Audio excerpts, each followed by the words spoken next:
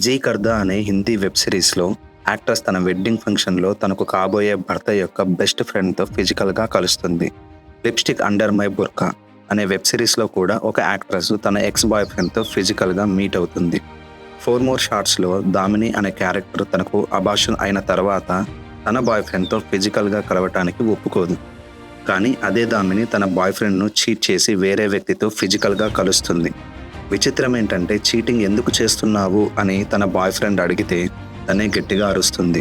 తన క్యారెక్టర్ను ఎందుకు జడ్జి చేస్తున్నావు అని తిరిగి ప్రశ్నిస్తుంది. ఇప్పుడు చెప్పిన ఈ ఫీమేల్ క్యారెక్టర్స్ చేసినది తప్పు అని ఎక్కడా చూపించరు. అంతేకాదు వీళ్ళు చేసినది తప్పు అని వీళ్ళు ఎక్కడ ఫీల్ అవ్వరు. ఒక గర్ల్ లేదా ఫిమేల్ లేదా ఉమెన్ తన ఫిజికల్ నీడ్స్ కోసం ఎంత దూరమైనా వెళ్ళొచ్చు, ఏమైనా చేయొచ్చు. వీలైతే బాయ్ ఫ్రెండ్ లేదా భర్తను కూడా మోసం చేయొచ్చు.